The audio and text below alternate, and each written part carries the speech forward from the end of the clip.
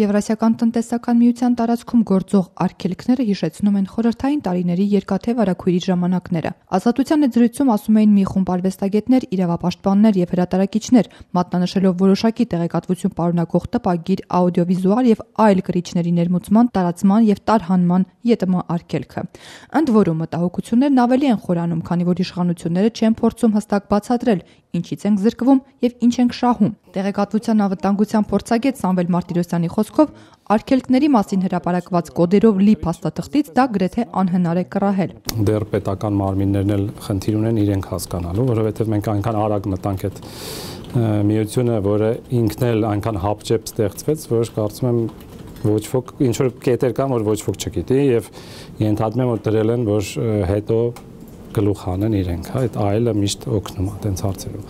Ստորագրելով Եվրասիական տնտեսական միությանն անդամակցելու փաստաթուղթը Հայաստանը պաշտոնապես հրաժարվել է այնպիսի տեղեկությունից, որը կարող է վնասել մաքսային միության անդամ պետությունների քաղաքական կամ տնտեսական շահերին, պետական անվտանգությանը, ինչպես նաև քաղաքացիների առողջությանն ու բարոյականությանը։ Էկոնոմիկայի նախարարության արդյունաբերության զարգացման վարչության պետ Արմեն Եգանյանը մեզ փոխանցեց, սրանք միջազգային պարտավորություններ են։ Հիմք ընդունելով Եվրասիական տնտեսական ցանկը պետք է յուրաքանչյուր լիազոր մարմին ըստ իր ապրանքային խմբի, որի համար պատասխանատու է, բացի իր ներքին հրամանով կոնկրետ ինչին է վերաբերվում դա, որ նյութերին է վերաբերվում, ինչ կրիչների մասն է խոսքը գնում։ Եվ դրանք կունենանք արդեն առաջիկայում կլինի եւ հասանելի կլինի։ Եթե տպագիրը աուդիո-վիդեոն մենք բոլորս հասկանում ենք ինչ է, բայց այլ գրիչ հասկացողությունը էլեկտրոնային այլ գրիչներ դեռ բացված չէ։ Ես ճիշտ եմ հասկանում։ Այսինքն այն կրիչը, որը կարող է էլեկտրոնային ինֆորմացիա կրել, դա հանդիսանում է այլ կրիչ, որով հնարավոր է այդ ինֆորմացիան տեղափոխել։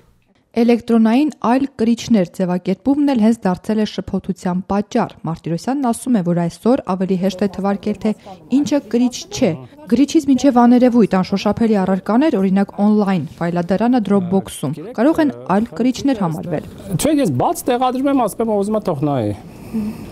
Եսին որտեղ կտարածվի։ Կարող է Ղազախստանում մեկ էլ սկսի տարածվել, հա։ Իսկ կարող է Կորեայում, Ռուսաստանը այստեղ ինքնին ունի ներքին մեխանիզմներ, օրինակ իրենք մեծ փորձ ունեն վերջին 2 տարվա ընթացքում արգելափակումների, այսինքն իրանք տեսականորեն կարող են այդ ծառայությունը ուղղակի արգելափակել, որ հասանելի չլինի Ռուսաստանի տարածքում։ Արդյոք մենք էլ ենք ենթադրում այդ ճանապարհով գնալ, թե մենք ավելի գնում ենք նրա վրա, որ այդ այլը այնց անուշադրության մատնենք։ Համացանցում տեղադրված արգելված նյութերը արդյոք կրիչ կհամարվեն եւ ասենք այդ կոնկրետ կայքը կարգելափակվի, Պաշտոնյան այս հարցին հստակ պատասխան չի տալիս։ Պաշտոնյան հորդորում է այդ հարցի պատասխանը գտնել կոդերով լի գրքում։ Այսինքն ցանկացած մաքսային մարմնի ցանկացած աշխատակից ինքը կարող է բացել եւ ասել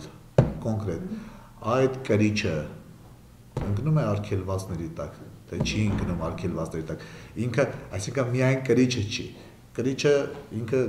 որպես այդպեսին արգելվածների տակ կարող է ընկնել այն դեպքում, եթե պարունակում է նմանատիպ ինֆորմացիա։ Նախարարության աշխատակիցը չի կարծում, որ այսպես վերադառնում ենք տեղեկատվության սահմանափակման կամ գրաքննության ժամանակները։ Խոսքը վերաբերում է միայն ահաբեկչական, էքստրեմիստական, պոռնոգրաֆիկ նյութերին, ասում է պաշտոնյա Եգանյանը, չհստակեցնելով այդուհանդերձ թե որտեղ է հատվում թույլատրելիի եւ անթույլատրելիի սահմանը։ Հստակ է սակայն, որ արգելվող տեղեկատվության սահմանը կվերահսկի ազգային անվտանգության ծառայությունը։ Հիմա ես չեմ կարծում, որ ազգային անվտանգության ծառայությունում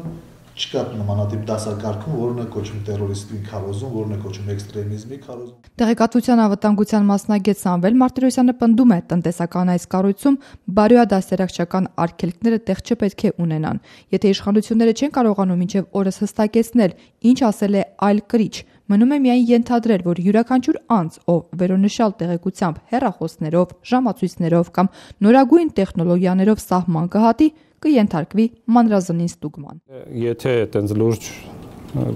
տառացիորեն օրենքը ընկալվի, ձեզ պետք է ամբողջությամբ համոզեն, սա ստուգեն ինչն է կրիչ, ինչը կրիչ չի եւ այլն, հա, այնց որ հստակեցումը հաստատ պետք է։